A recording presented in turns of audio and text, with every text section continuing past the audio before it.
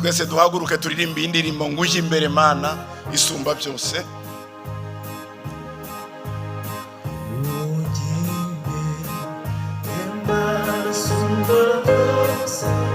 Yendumu nyategeke muri siko twibukira nagufite nagera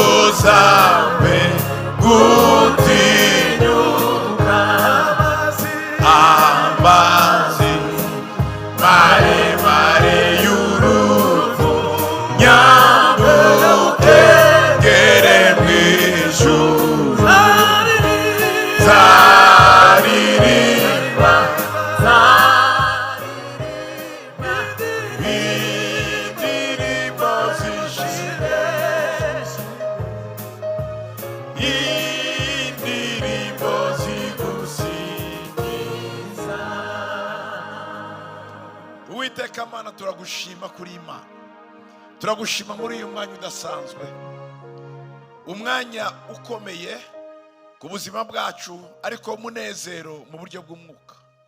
Turagushima ko wironkeye undi mugeni muri uru rugo, hongeye kuboneka undi mugeni. Mana ku mubiri birababaje ariko imbere yawe ni umunezero kuko ba ari mu maso hawe. Dufashe udukomeze muri uyu mwanya wose, ijambo tugiye kuganira uribemo, ribe rizima, rigarura ibyiringiro mu izina rya Yesu, amen. Mushobora kwicarira. Thank you Azaf.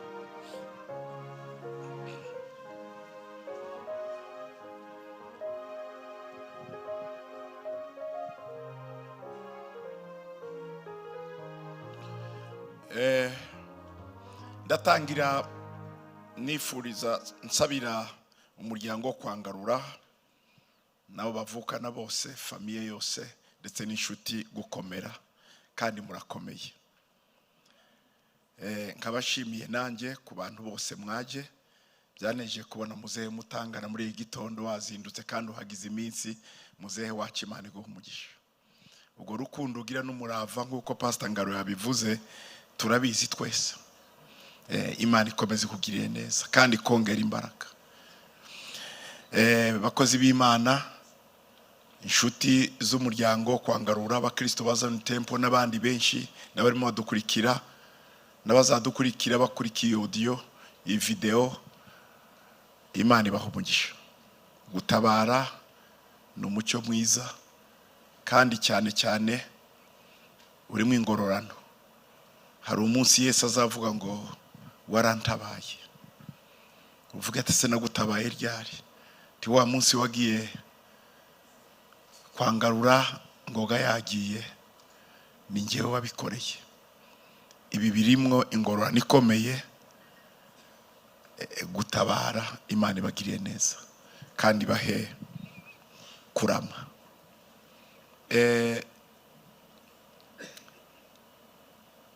Mbere yuko mvuga ijambo ry'Imana, reka manze mvuge kuri Ngarura. Pastor Ngarura aratangaje cyane.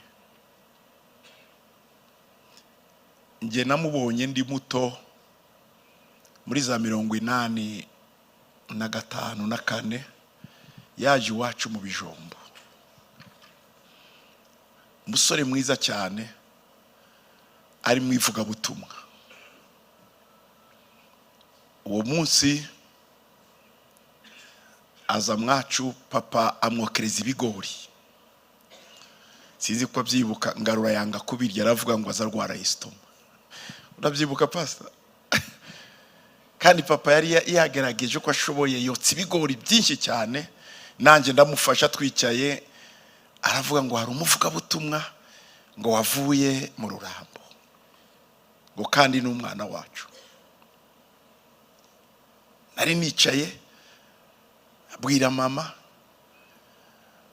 sibyo yagombaga, sibyo biryo yagomba kumuha, ariko yari nka entre, murabona entre murayumva, ino batanga udusalade bagatanga iki bya bindi. Papa yotsa ibigori, yarazikotsa kuko yakoraga akazi kiwe na excellence cyane. Yotsaga ikigori ntigishirire. Donc papa yarazi kuko iwe ari mu kantu arabyotsa neza, arangije ategurira Ngarura. Nicaye aho, Ngarura avuga ati njya ndwara estoma, sinshobora kubirya. Nuko papa aravuga ngo urwara estoma ngwiye. Okay. Bashakisha ibindi barabimuha. Hari kera cyane, nari mfite nk'imyaka 14 5 gutyo. Ngarura twigisha cyane, akora igiterane aho kuri paruwasi yo mu Bijombo. Yari afite kugenda yigisha hirya no hino, sinzi ahandi yagarukiye, ariko icyo gihe namuboneyemo. Yari umusore mwiza cyane, ntimubone uko nguko asa n'umaze gusaza. Yari mwiza cyane Ngarura. None ngavuga umuntu mwiza gutya yavugira Imana gute? Impamvu mbivuze Pastor, ndabivuga uhari, kuko ejo ndazaza ku kiriyo cyanjye n'undi wese n'icyawe n'undi nkabivuga. Reka mbivuga uhari. Icyo kintu kiramarika cyane. Bukeye ngeje y'imyaka 18, ndagira ngo hari nyuma y'imyaka 4 cyangwa 5, papa arantwara ngo nge ku mashuri. Nagomba kujya kwiga Ikisangane. Tujya kwa Ngarura na papa, yari i Bukavu icyo gihe. Ngarura abwira papa, aramubwira ngo ireka umwana yigire hano i Bukavu, ndahari. Kuko Kisangane ni heza, ariko haba ubuganga, haba malaria. Mureke yigira aha, turahari. Yige kuri SP, Institut Supérieur Pédagogique ya Bukavu. Tuzamumenya, wowe genda usigira umwana. Ngo yari Ngarura, bombi na Roza. Papa aramubwira ngo namaze kwemera undi uzamujyana. Icyo gihe yari umugabo witwa Ruhosha. Namaze kwemerera Ruhosha ko ari uzamundebera Ikisangani, rero sinakwivuguruza. Papa arabimbwiye ati Ngarura arashaka kugumaha, ariko nemereye Ruhosha. None icyakora namuganije yumvishe, genda. Nigihe yanyoherezaga amafaranga kenshi yacaga kwa Ngarura, papa bakavugana na Ngarura bakanyohereza amafaranga. Muri 90, icyo gihe hari 89. Muri 92 ndagaruka mvuye Ikisangani, nzana n'abandi basore twari kumwe tuvuga ubutumwa, twari 4, twese turara Ngarura. Ngarura yari afite inzu y'ibyumba nayo ngo 4, afite utwana duto cyane, abamubona haba twari duto cyane, ndayo ngo twari 3, bari 2, bari 3. Ngarura bombi n'umudamu watashe Roza, mboneyo kubivuga hano kuko sinabaye mu kiriyo cya Roza, ndababara cyane. Yageraga umugore utabaho, afata twaduhinja twose n'utundi bakaturarana, bya byumba barabiduha twese turi 3. Twahagize ukwezi Ngarura n'abandi basore 4. Tukajya kubwiriza mu migoroba, yari pasiteri bari kumwe na nyakwigendera Rushambara. Nawe Imana yacuye hakiri kare, badutegurira ukwezi kose kwa seminaire i Bukavu. Tuvuga ubutumwa n'abasore nari mfite tuvanye Ikisangani, tuba Ngarura. Ngarura akadukorera ikintu cyose, akatwitaho, akatugaburira, ntacyo atadukoreye, bombi n'umudamu. Ibyo bintu sinshobora kubyibagirwa na gato. Uyu umuryango wa Ngarura na mushiki wacu wagiye Roza bari abavandimwe, ariko gukunda Imana ku murongo wa 7. Uravuga ngo uhereye none, warisomye mu Giswahili ngo ntiyakagira umuntu ndusha ngo kuko mfite ku mubiri inkovu za Kristo. Ibi byose birimo bigucaho, ariko ntuve ku Mana, ni inkovu za Kristo ufite. Iyi ni imibabaro ikurimo, inkovu za Kristo, ariko ugakomera ukabasha no gutangira ijambo. Byenda iryo jambo ntitwaryumvishe icyo gihe, nanjye sinaryumvishe, ariko nakomeje muri iki gitondo ryanjemo cyane. Gupfusha umugore nyuma y'imyaka 2, umwana w'umuhungu mugendana mwumvana kandi muri kumwe mu by'Imana 100%, nawe akagenda. Izo ni inkovu za Kristo. Wavuze ku gitabo cyayo buri musoma, nibyo nicyo kijyana n'izi nkovu. Ariko nubwo Paul yari afite izi nkovu, ntiyavuye kuri Kristo. Haravuga ngo uyu muntu yanteje inkovu, reka muhunge, ariko ahubwo ukomeza kumwegera cyane. Ijambo utanze ry'ihumure ni ijambo rikomeye cyane. Izo nkovu zikuriho, biratangaje. Ikindi nanone nayishura muri iki gitondo cyantangaje, n'izina wisi y'umwana Ngoga. Ngoga bisobanura kugenda vuba. Ngoga ni ukwihuta, kuko aragiye. Umwana wo mu 2000 wavutse cyo muri 2000 agiye n'ingoga. Umwana atashye kare, ariko iryo zina ryari prophétique, ryari ry'ubuhanuzi. Tujya kumusengera, nari hano umwaka ushize mu mpera z'ukwezi kwa 12, nari hano. Umwana agira ikibazo, Ngarura arambwira, nari mu tuntu twinshi, shakisha umwanya njya kuri Faisal kumureba, nsanga Ngoga ari muri koma, araryamye. Ariko tumusengera ukungewe nsengeye abantu bari muri koma ngo bazuke. Nagiye mu bitaro byo muri Agakane, abantu indembe bari muri koma bose 9 barazuka. Ngeze ku wa 10, abaforomokazi bamukuraho, baramwirukankana, biruka inyuma, agakanira arakara cyane ngo naje kwica business zabo. Cyugaye hari muri 1993 na kane nari muri Kenya. Rero n'ahandi henshi atara.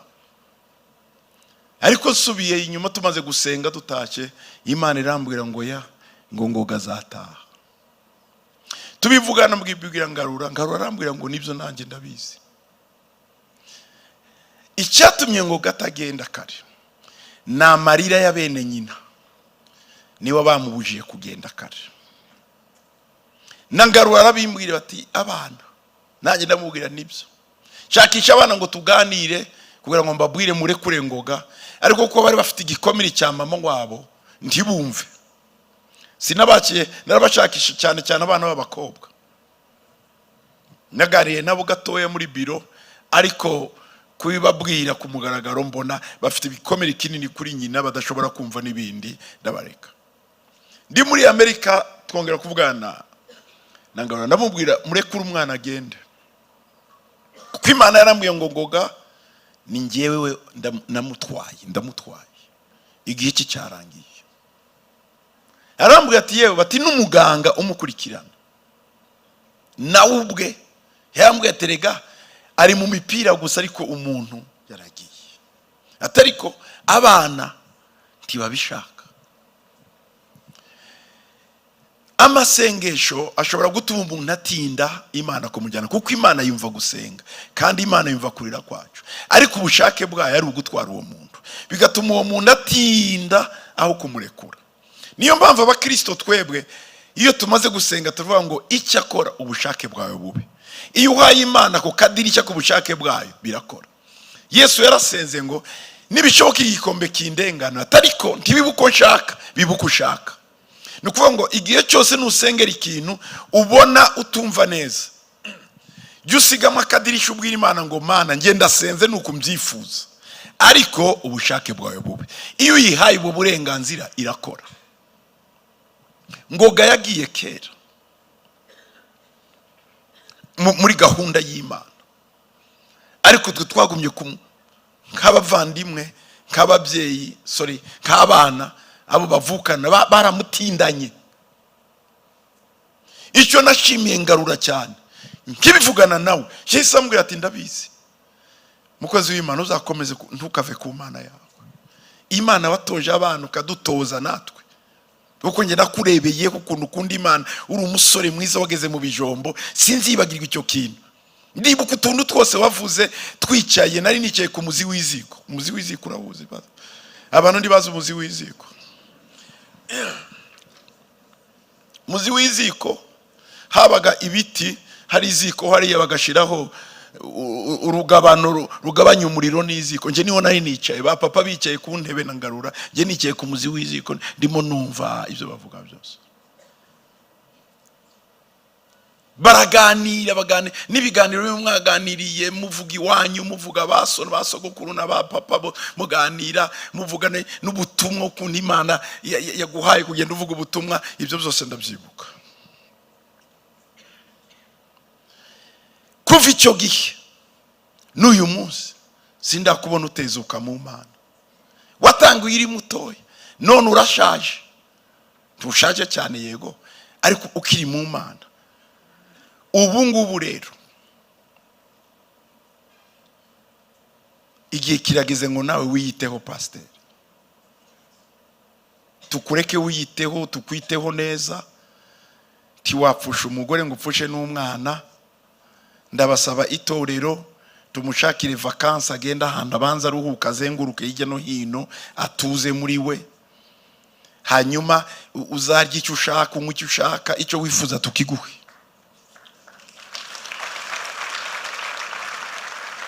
Kuko warababaye bihagije, ariko babarira mu Mana za nkovu za Kristo zikugumamo. Numvaga mbere yo kuvuga kuri ngoga no kwigisha ijambo ry'Imana nabanza kugushimira cyane. Uzi cyantangaje pastor, ejo bundi nari mu Budage.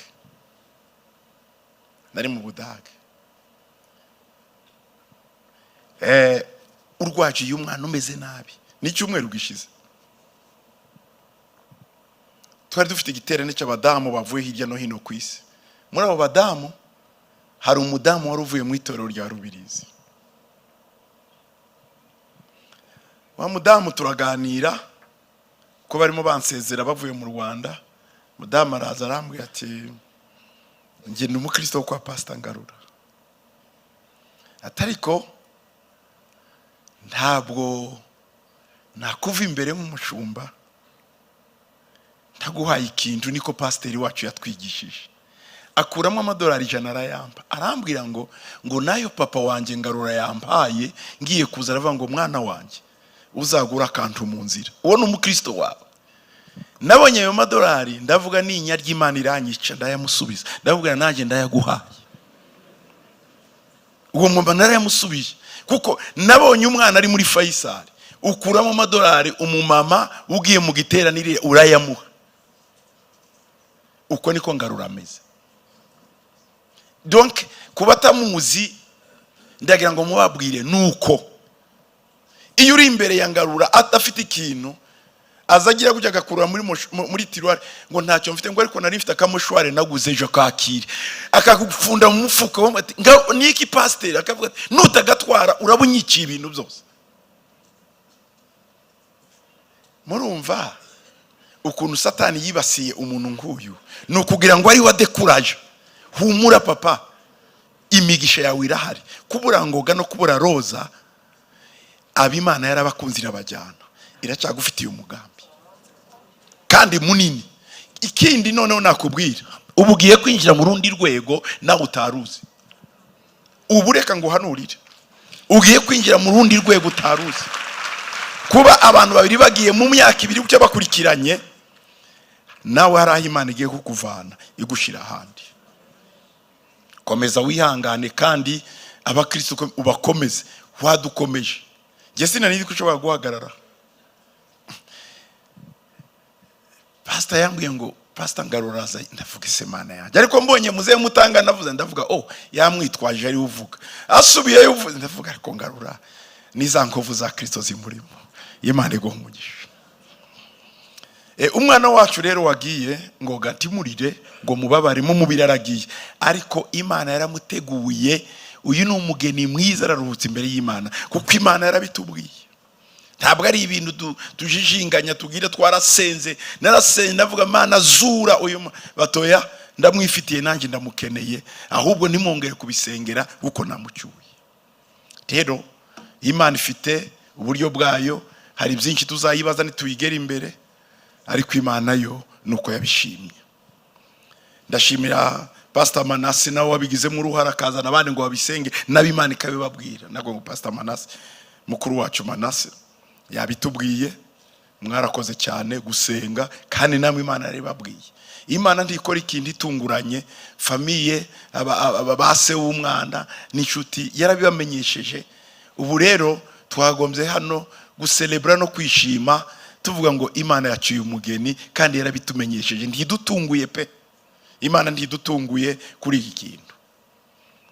Mukomere rero, turaza gusengera umuryango nyuma, dusengera bashiki be, bakuru be, bavukana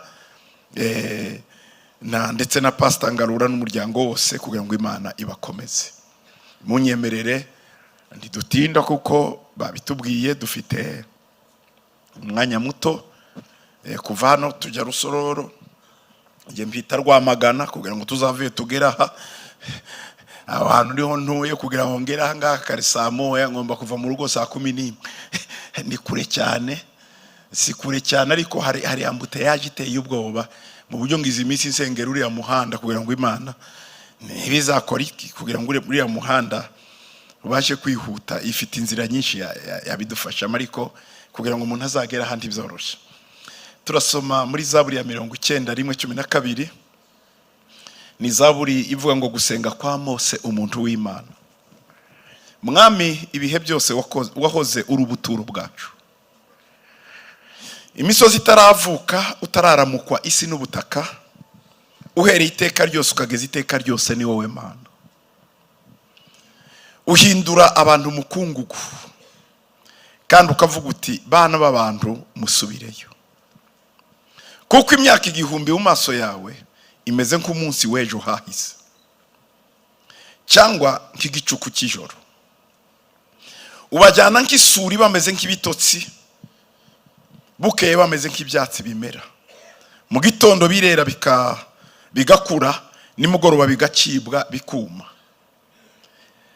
Natwe uburakari bwawe bwatumazeho, umujinya wawe waduhagaritse imitima. Waciye ibyo twakiraniwe imbere yawe, n'ibyaha byacu byahishwe wabishyize mu mucyo wo mu maso hawe.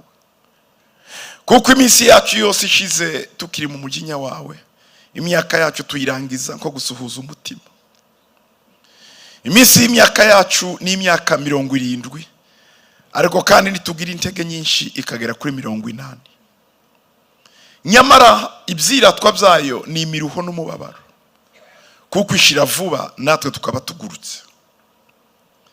Ninde uzi imbaraga z'uburakari bwawe akamenya umujinya wawe uko wowe ukwiriye kubahwa? Utwigishe kubara iminsi yacu uburyo butuma dutunga imitima y'ubwenge. Amen. Zaburi ya Mose itangira ivuga ngo mwami ibihe byose wahoze uri ubuturo bwacu, mu bibazo, mu ngorane, mu gahinda, Imana ni ubuturo bwacu. Tumeze neza, tuguwe neza, ibintu byose bikomeye, ntituzave ku Mana, ni ubuturo bwacu. Igihe ibintu byacu bicamo tukabyara tugasaza tukabona abana n'abuzukuru, Imana izahore ari ubuturo bwacu. Ibintu nibitagenda neza, abana bakagenda, abagabo bakagenda, abagore bakagenda, inshuti zikagenda, Imana izakomeza ubuturo bwacu. Ntituzareka Imana kubera ibyatubayeho, ahubwo tuzakomere ku Mana, byaba byiza byaba bibi. Ibi Mose yabivuze nyuma y'ibibazo, abantu bapfa, ayoboye abantu akabona barapfa mu butayu, ab'Imana yahaye kugeza i Kanani, kugeza nawe Imana imubwiye ati nawe nduzagerayo. Yandika Zaburi aravuga ngo Mana uko bimeze kose wahoze uri ubuturo bwacu. Niwe buturo bwacu mu bikomeye, niwe buturo bwacu mu byiza, niwe buturo bwacu mu bibi. Igihe cyose uri Imana yacu. Ngo imisozi itaravuka, utarara mu kwisi n'ubutaka, uhereye iteka ryose ukageza iteka ryose, ni wowe Mana. Nta yindi Mana tuzi kandi ntayo tuzamenya. Tuzi Imana yaremye ijuru, Imana yaremye isi, Imana yaremye abantu, kandi Imana ifite byose. Imana yacu irakomeye mu buryo twebwe iyo turira gutya yibi bireba imigambi miremire iri imbere. Imana ni umubyeyi utuzi. Umubyeyi hari igihe ubwayo ubu umubyeyi ubwe ku giti cye areba umwana we, bigashoboka ko agira ibintu amwima atari uko amwanze, ariko amwifuriza ikindi cyiza. Imana yarizi bizakurikira iyi myaka iri imbere kuri Ngoga. Ngoga nk'uko babitubwiye yabayeho azi Imana, akunda Imana, akora ibintu umukristo wese yakora, devoir z'inshingano ze, akorera Imana kugeza no mu gutanga icyacu. Ariko mbere yaho nge nawe ntituhazi. Imana ifite uburyo, ifite n'ubushobozi bwo gufata umuntu ikamujyana, kuko imukunze cyane kandi imurinde ibiri imbere. Twe nk'abantu dutabizi turaboroga tukarira. Gusa hari umunsi ibintu byose byahishwe bizagaragara.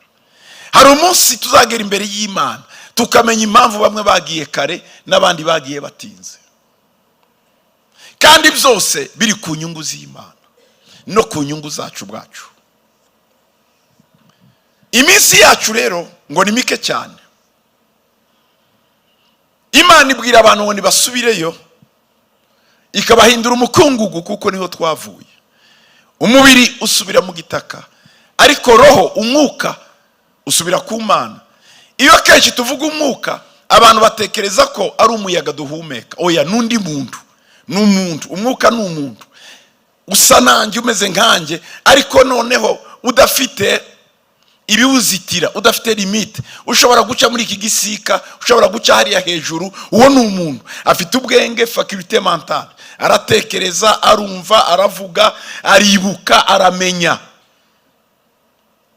Nukuvuga ngo arabizi byose. Uwo muntu wo mu mwuka, kandi abatubona itandukanirizo nuko we iyo atuvugisha nditwumva kuko atambaye umubiri. Impamvu umunyamubiri yumva umunyamubiri nuko bambaye uruhu rumwe, bambaye ikintu gikoti kimwe gituma bakomunika. Ariko iyo amaze kwikuramwo uyu mubiri warababona, arabumva ibyo murimo muvuga murira ngo aragiye, ariko akababwira atahongiye ni heza muhumure ntimwumve kuko mudashobora kumva urwo rurimi rwo mu mwuka mwambaye umubiri. Dusubira mu mukungugu ariko umwuka agasubira ku Mana aho yavuye. Ikindi iyo umuntu amaze kwambura uyu mubiri, kuwambara ni akaga gakomeye, ntibemera kuwambara kuko uragora cyane. Hari umumisiyoneri wakoreye Imana cyane mu mashyamba ya Amazoni muri Amerika y'Amajyepfo. Yari umugabo ukuze, noneho wa mugabo arapfa. Yari umumisiyoneri w'umunyamerika wavugaga ubutumwa mu mashyamba, abwira abasangwa butaka bo muri ayo mashyamba. Akorera Imana cyane, aba y'imyaka myinshi aba nkabo, ariko bari bafite ahantu bajya, hari udusante twinshi bajyagamo, yarazajya abantu mu gakiza. Noneho umunsi umwe arapfa. Apfuye aragenda, ageze muri paradizo. Ikintu cya mbere cyamutangaje, yasanze nyina yapfuye wari umwana mutoya.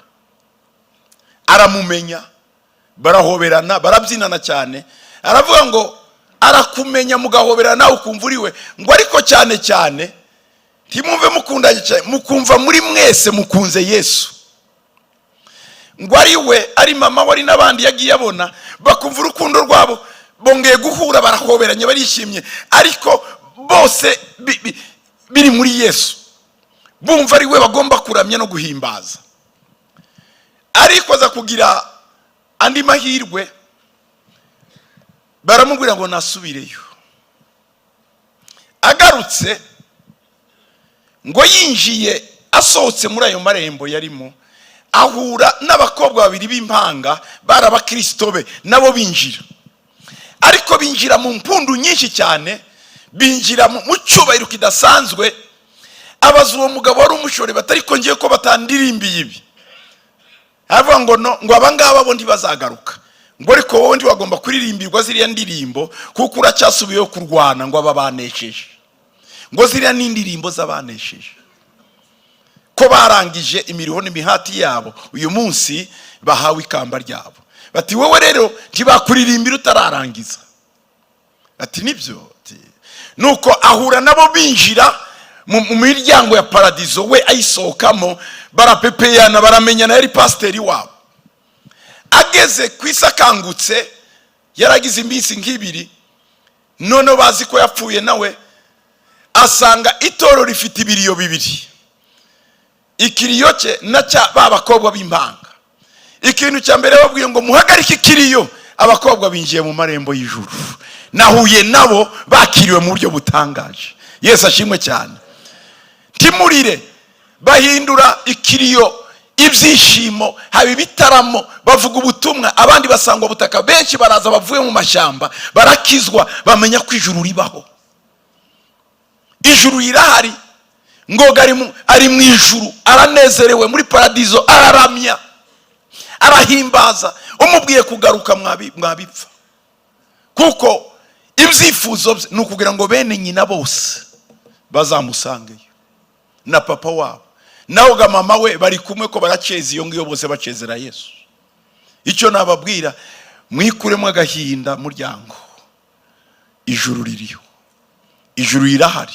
Ijuru ni ukuri, ntabwo ari ibintu tubwiriza, ntabwo ari ibintu by'ibinyoma, ni ibintu bibaho. Ni benshi cyane.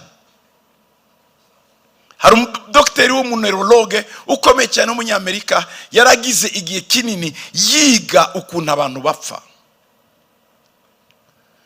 Yari umuhanga cyane, ushinzwe imitsi, ushinzwe ubwonko, uko ubwonko buzima umuntu agasinzira. Afata igihe kinini arimo yiga, avuga ngo ariko se gupfa niki.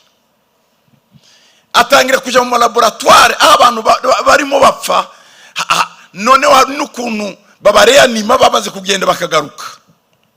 Conclusion ye yayanditse mu gitabo kinini, ndetse aranabivuga no mu nyigisho nyinshi wa mudokiteri. Yaravuze ngo nasanze ko hejuru y'ubwonko hari ubundi buzima. Ngo twebwe ngo tuvuga ngo y'ubwonko bw'umuntu buzima bapfuye, ngo ariko niho abatangiye. Uwo mudokiteri arimo aracarenginga abadokiteri benshi bakomeye. Ni umugabo w'umusaza uzwi cyane, ukomeye mu buvuzi bw'imitsi y'umutwe n'ubwonko, kumenya uko umuntu abaho n'igihe umuntu apfira. Ashobora kudetermina akakubwira ngo nyuma y'amasaha 3 ntiwongera kubaho, kuko areba uko ubwonko bwawe bugenda bumanuka cyangwa se umutima utera. Icyo yavumbuye yabwiye abantu, aravuga ngo namaze kumenya ko Imana yambicuriye ko hari ubundi buzima burenze ubu, ngo kandi ubwo buzima nibwo bukomeye kuruta ubu dufite. Ubu buzima tubutizwa n'Imana gusa, tukabugiramo imyaka 70. Ngo iyo umuntu yakomeye akagira 80. Reka tuvuge ko hari abageza 90, abagera 100, abagera 150 ingahe. Ariko muri programme deje imyaka 70 iyo uyigezemo, ntubikigeze mu myaka y'amambisyo, mu myaka yo kuzakora ibintu bihambaye, ahubwo ubushaka kuzagira ngo abana n'abuzukuru bazakora ibyo utakoze, kuko wowe umaze kumenya kuri musigana n'ibihe. Siko bigenda. Bibiliya iravuga ngo imyaka yacu ni 70, niko Mose yavuze ngo kugeza kuri 80. Ngo ariko ibiyibamo muri iyo myaka ni imiruho, nakaga, ni ibibazo, ni ibintu nk'ibyo. Ariko iyo tuyisohotsemo twinjira mu yindi myaka itagira iherezo. Iyi myaka itagira iherezo nta gahinda kabamo. Imyaka itagira iherezo nta mubabaro ubaho. Ku bantu bazi Imana bakiriye Yesu nk'umwami n'umukiza wabo, nta kundi kuboroga no kubabara bibaho. Uba mu buzima bw'iteka ryose. Ariko tukiri muri iyi si y'umubiri, Imana yashizemo igitekerezo cy'iteka mu mitima yacu. La pensée de l'éternité. Muri twebwe Imana yashizemo igitekerezo cy'iteka. Tubaho ariko tuzi ko tuzabaho iteka. Nubwo uyu munsi dushobora kugenda, ariko tuzabaho iteka. Kandi abadusize bose tuzasanga nabo baratangiye ubuzima. Yabivuze muzehe Mutangana ngo ntitumenyere urupfu. Uzaba amaze gupfa kuva kuri Adamu ugeze uyu munsi ni benshi cyane.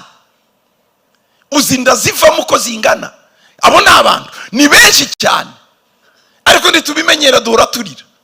Ese aba bantu bose bajya mu kindi gihugu kidapfa, kitaba mu rupfu, bajya mu kindi gihugu kibaho mu iteka ryose.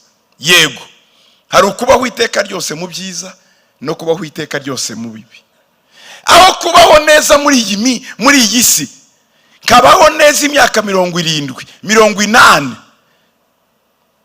kabaho neza pe, ariko ndazi Imana kazabaho imyaka y'iteka ryose mbayeho nabi. Nabaho nabi muri imyaka 70 n'imyaka 80, ariko nkazabaho neza iteka ryose mu myaka iri imbere.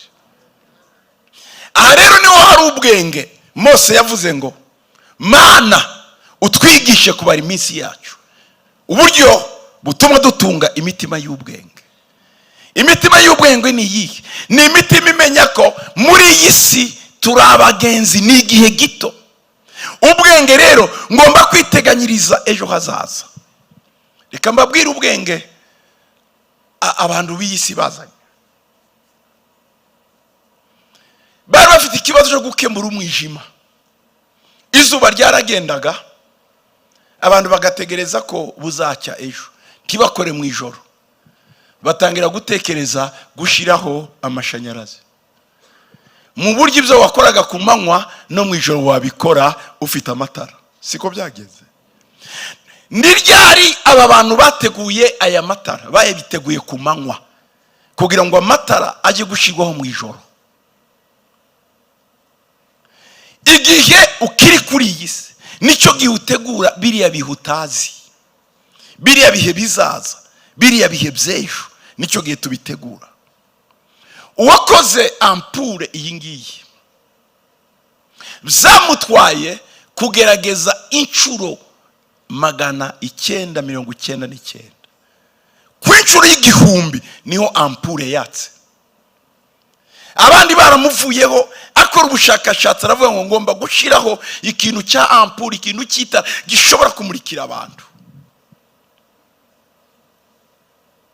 Umugabo arakora, abandi banyabwenge bamuvaho, famiye imuvaho, abantu bose agakora bikanga,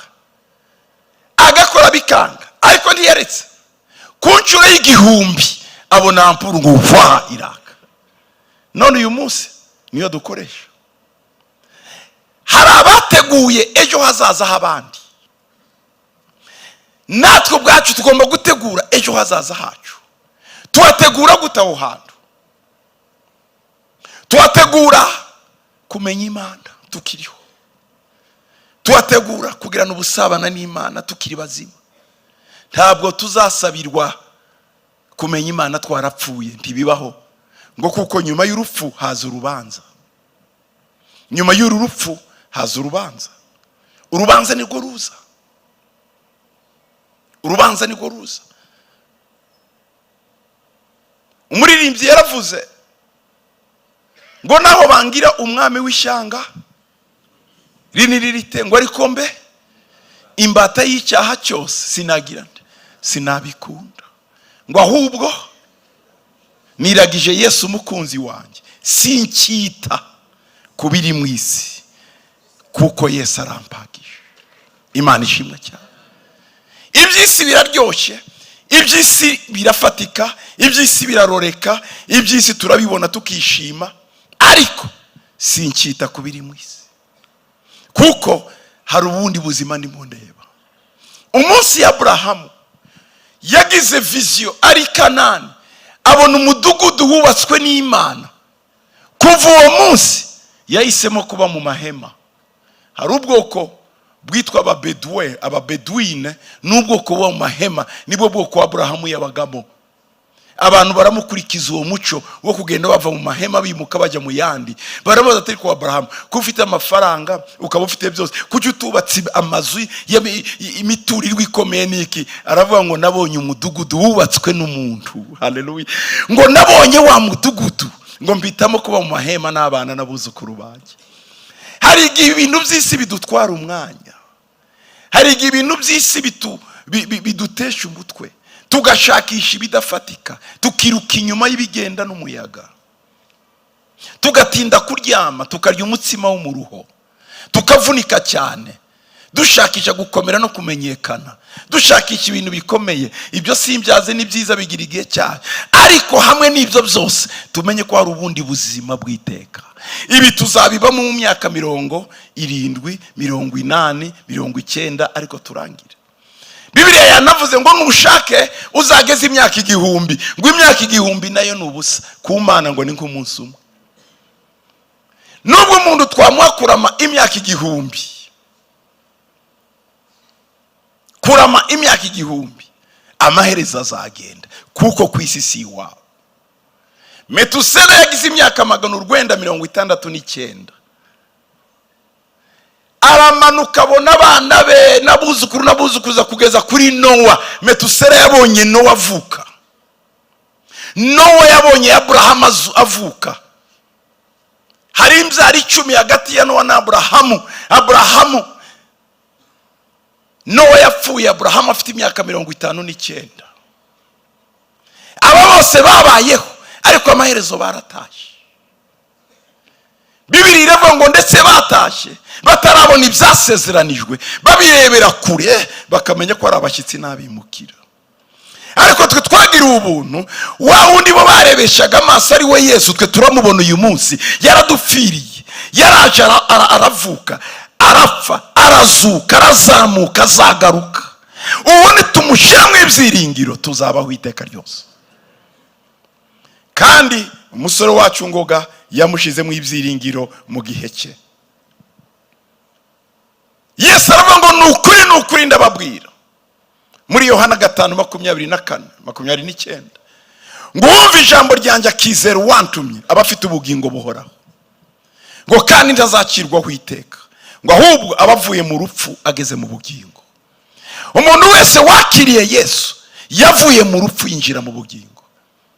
ntabwo ngoga yapfuye, yakoze transite, kuko umunsi yari yarapfuye ni igihe yabaye watazi Yesu. Umunsi yamenye Yesu yahise ava mu rupfu yinjira mu bugingo. Haleluya. Uyu munsi yakomeje, ni continuité y'ubugingo, continuité, gukomeza. Natwe izo mbaraga nizo turimo, ubwo bumenyi nibwo turimo, uwo munezero niwo turimo, kuko twamumenye. Haleluya. Twaramumenye.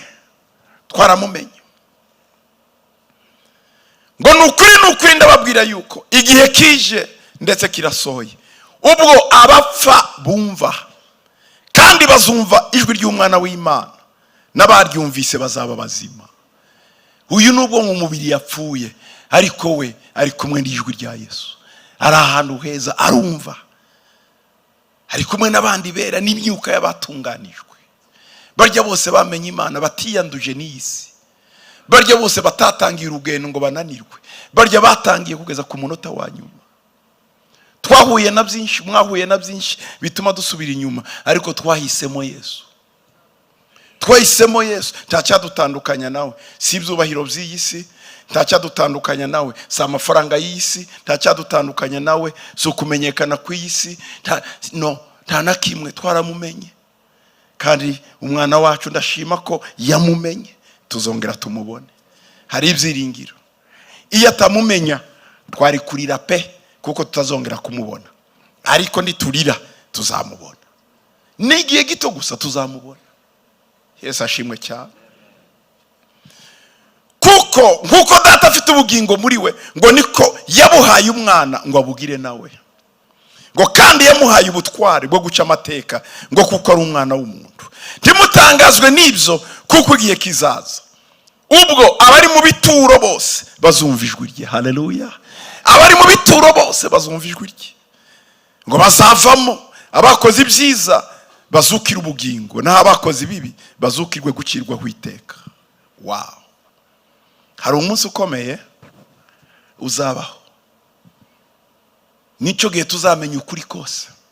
Hari abazazukira isoni n'abazazukira ubugingo. Ndashima Imana ko Roza na Ngoga bazazukira ubugingo. Bamenye Imana mu buzima bwabo, bakunze Imana, babaye mu muryango z'Imana, babanye n'umugabo z'Imana, abana barezwe pastor. Ikintu gikomeye umubyeyi akora ni ukumenyesha abana b'Imana. Satani ntaza kuvuga ngo ndibo basigiye ama etage, nta etage iruta kumenya Imana. Hari n'igihe abana badusumbuwa ngo mwadusigiye iki? Yagusigiye Imana. Yagusigiye Imana. Yagusigiye Imana. Hari igihe kimwe kera, ndacungana n'isaha zanje muhumure se,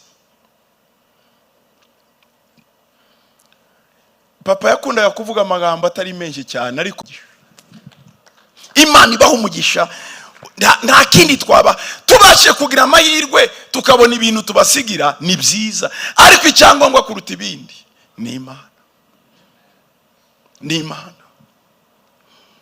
Ndangiriza aha, hari umugabo w'umutunzi w'umunyamerika, yagiraga abana akunda cyane, yarafite abana babiri, ariko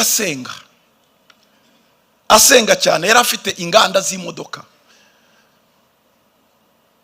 Noneho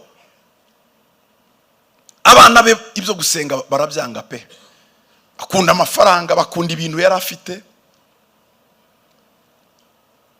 Se nawe arababwira ngo nindamuka mpfuye sinzabasigira ibi bintu.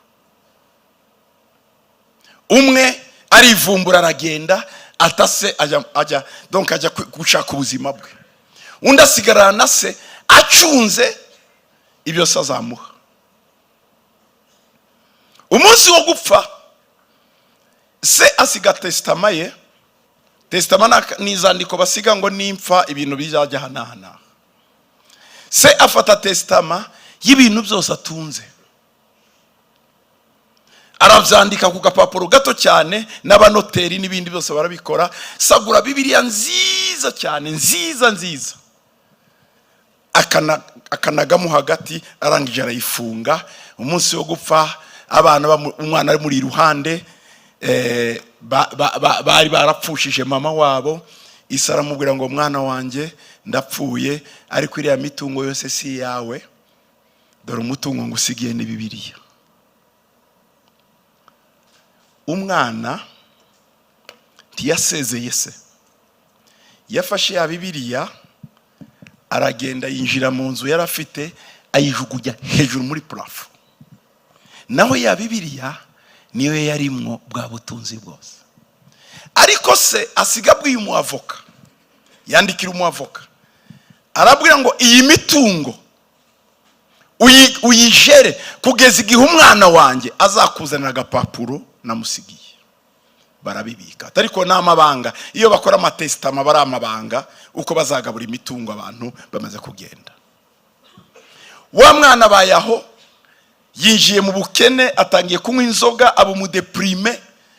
Umwana aragiye ariyandarika, ariyanduza, ararakara. Noneho wa muavoka kaza ni ibintu byose bamusohoye mu mazu, ibintu. Umwana aragenda ajya ku muhanda, akundanye n'agakobwa nako kari ku muhanda, baje kuvayo gatoya. Nyuma y'igihe kirekire ahura ni timu y'abantu bafataga abantu ku mihanda bakajya kubagorora mu biyobyabwenge. Aza kujyayo, agezeyo ubwo harese nk'imyaka 15. Wa musore batangiye kubigisha iby'Imana, ukunda Imana ibohora ikiza. Yatangiye gutekereza, barababaza ngo ndagira ngo mutubwire amakado ababyeyi babahaye. Aza kwibuka ko se yamusigiye Bibiliya, ariko sinza wiba. Ndibuka ko nayijugunya ahantu muri plafo. Umwana aza kwakira Yesu, aza kumenya Yesu amaze gukubitika cyane, ariko yarishwe cyane n'urumogi n'inzoga, atangiye kubohoka gato. Kubera inyota yo gushaka Yesu, yumva noneho ibyo se yavugaga bifite akamaro. Asubiyeyo, asabye umuavoka ko basubira muri ya nzu, yari inzu y'iruhande yegeranye n'iya se. Ajya gushaka mu idari hejuru muri plafo, ahasanga ya Bibiliya. Bibiliya yari nziza cyane. Kuri page ya mbere seri yamwandikiye ngo mwana wanjye, ngo ibintu birashira, ngo ariko ubugingo buhoraho ntibushira. Umwana iryo jambo ariguyeho kwera imaze gukizwa, noneho atangiye gusoma, asanga ari mu rupapuro hagati. Arusomye asanga ya mitungo yose yariye. Nyuma y'imyaka 15 aja kwa wa muavoka, aramubwira ati waruzi ko imitungo ari yanjye? Arambura ngo ndabizi, ariko nari ntegereje urupapuro uzamba. Umwana rukuyemo aramu. Umwana yaje gukira nyuma, ubu ni umuherwe ukomeye muri Amerika. Ariko yabanje gukubitika.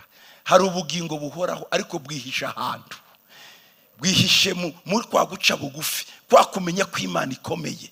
Iyo tubyemeye n'ibindi biraza, iyo tubwemeye n'ubundi butunzi turabugira. Amahoro ya Yesu Kristo atwarira imitima yacu, yuzure muri twebwe.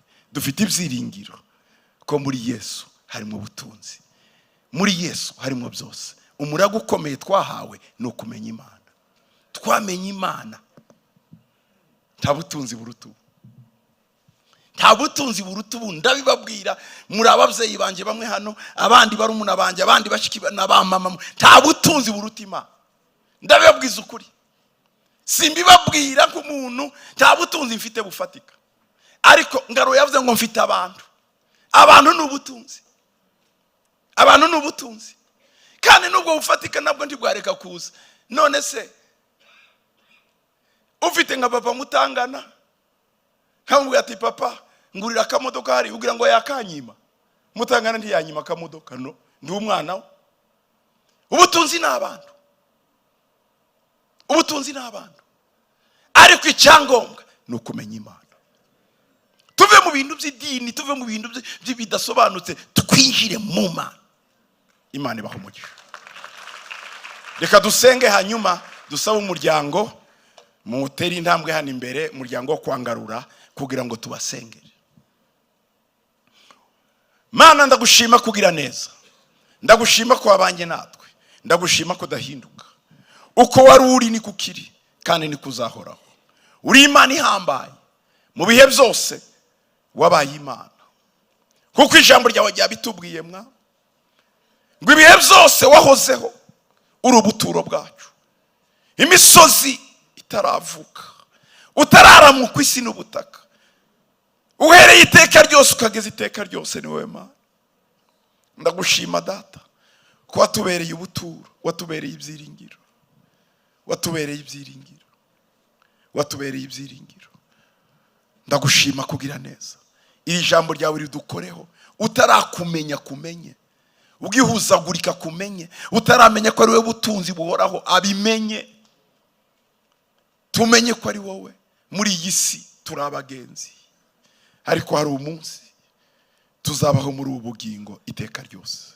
Urakoze Data, kwiri jambo ritaziye ubusa, ahubwo rigira icyo rikora, mu izina rya Yesu, amen. Reka nsaba abashumba, sinabasaba mwese ngo muze, saba muze Safari kuza hano imbere Gatungo.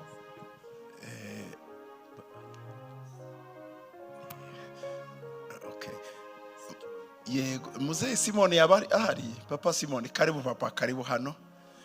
Reka nsabe n'undi na Pastor Mutwa ngwino nawe dusabire uyu muryango. Abandi bashumba muri aha mwese mumbabarire, sinabahamagara mwese ngo muze, reka itoro duhaguruke. Reka duhere kuri papa hano, udufashe gusengera umuryango, na hanyuma na Papa Mutwa nanjye ndarangiza, na Papa Safari nawe mwimagamo make. Reka Mwami Yesu, ngarura n'umwana wawe wamucishije mwaba baduhagaze imbere. Kandi wabikoze ubikunze, uzi n'inyungu ibirimo.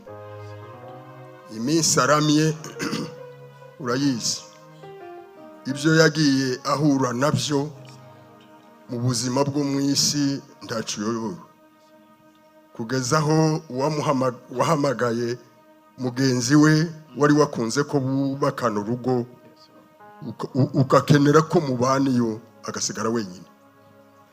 Hageze naho uhamagara uyu mwana, wari amaboko yo mu rugo n'ibyiringiro byo kurama ku isi.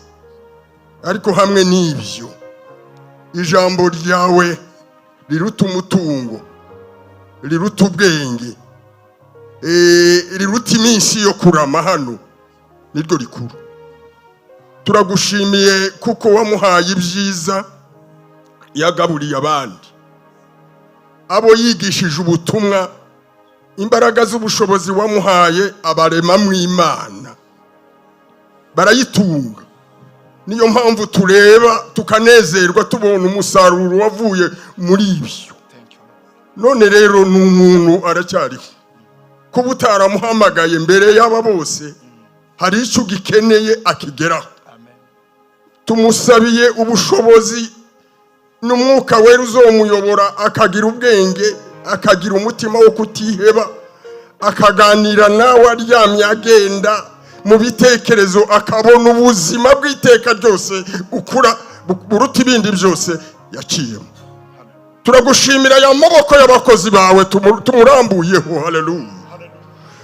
Umuhaze uburame n'ubwiza n'imbaraga zo kunesha ingabo zose zizamurwanya kiriho mu minsi wamuhaye, kuzogeza umunsi uzomuhamagara hamwe n'aba bandi bose, kuko ni ibanga ryawe. Twese iwacu ni mu ijuru niho tuzobana, hatari agahinda, hatari amaganya, hatari ukubara imyaka n'iminsi, ahari umunezero w'iteka ryose. Ari wowe Mwami tukwirebera n'amaso nkubone.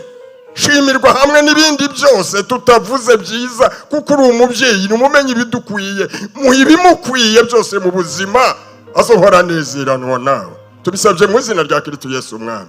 Mana yacu yera y'icyubahiro, ntabwo uhinduka Yesu. Amen.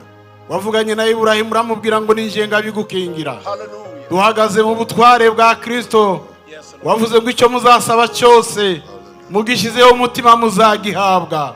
Uru rugo rwa Pasiteri Ngarura turabasengeye, tubasabiye umugisha, tubasabiye kurindwa, imbaraga z'ijuru zitwikira ubugingo bwabo. Turareba ubudahangarwa mu izina rya Yesu. Mu izina rya Ubaha ubuzima bwiza, ubarinda iterabwoba, imbaraga z'umwijima zibatera bakabura umutekano. Turasaba ijuru ryawe kubarinda bwa burinzi bwari kwa Elisa. Za ngabo nubwo Elisa yapfuye ariko ziracyabaho, zirinda abera, zirinda abagukorera. Uyu muryango turawusengeye, urimo abana b'abahungu n'abakobwa, ubaha amahoro, ubahituze, ubafate mu mugongo, ubihanganishe mu minsi y'umubabaro, mu minsi y'agahinda, ubabera ikamba, ubabera ibyishimo. Turagusabye, ni wowe uzuvura imvune zo mu mitima, ubasha komora ziriya mvune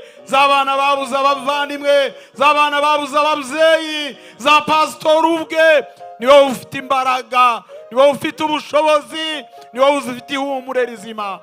Tubaremeye, tubasabiye ubuzima bwiza, ubarinde indwara, ubarinde iterabwoba, ubarinde imbaraga z'iterabwoba mu izina rya Yesu. Amaraso ya Yesu ababera urukingo. Turagushimye kuko ibirutu dusabye mu izina rya Yesu Kristo, amen. Mwami, turagushimira umukozi wawe Ngarura ugifitiye umutima wo kugira ngo aba bana bakurire mu ikoranabuhanga. Umukuruze umutima we, wegere umutima wawe, amenye neza icyo amubwira ko aba bana uko akwiriye kubarera mu mbaraga z'urukundo n'ubwenge n'ubuhanga. Murindira umutima n'ubwo bwenge n'ubwo buhanga iki gihe tugezemo, maze uyu mugome ntazagira abo yiba.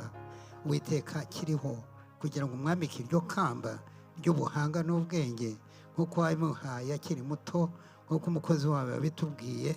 Umwambike iryo kamba ry'ubutsinzi, ry'ubwenge n'ubuhanga, urukundo rutigeze kubaho. Uwo mugomba mukomeze gutsindwa, ababuzukuru n'abuzukuruza bazahabwa ubwo butumwa bw'iki gihe tugezemo biturutse mu mutima w'umukozi wawe Ngarura. Turakwinginze mugira neza, umurindire uwo mutima n'ubwo bwenge, maze izina ryawe ryubahishe. Mwishyire mu nzira nziza y'urwo rukundo ruhebuje iki gihe tugezemo, niyo nzira y'ikoranabuhanga. Mushoboreshe rero kwigendamo afite ubwo bwenge n'ubushishozi, aba bana batazaburangatana akiriho. Turagushimira rero abakozi bawe waduhaye kugira ngo dukorane nawe. Mana nziza, ubahe icyo cyubahiro cy'ubwenge n'ubumenyi iki gihe cya none. Uwo mugome tumutsinde, mu izina ryawe ryubahwe. Turagushimiye ko byose ubikoze mu izina rya Kristo Yesu Nazareti, amina. Uwiteka Mana ikomeye, ijambo ryawe riravuga ngo Yobu ngo yasengeraga abana be n'umuryango we.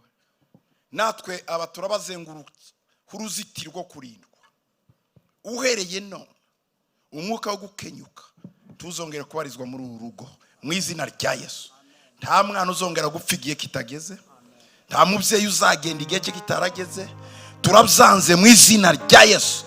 Ahantu hose Satani yakwinjirira turahafunze, ahari imbaraga z'umwijima turahafunze. Turasaba ibitangaza byawe Mana, bazarame, bazabona abana babo n'abuzukuru babo, abahungu bazubake, bazabona abana n'abana babo mu izina rya Yesu. Abakobwa bazubake, bazabona abana n'abana b'abana babo. Kuva uyu munsi urwo rupfu, uwo mwitero w'urupfu, icyo gitwikirizo cy'urupfu tukibakuyeho. Turatura amahoro yawe, turatura imbaraga zawe, turatura gukomera kwawe, kandi amaraso yawe abatwikira amanywa nijoro. Aho bagenda hose babe bafite mwami igikuta batwikiriwemo. Ubabere urutare kandi ubabere igihome ku manywa no mu ijoro. Ndasaba ngo imbaraga zose z'umwijima, imbaraga z'abarozi, imbaraga za Satani, z'abakorera Satani, zose zihagarare mu izina rya Yesu mu buzima bwabo. Ntiyagira uzabakoraho ngo abaneshe, ntiyagira uzabinjiramo ngo abavogere.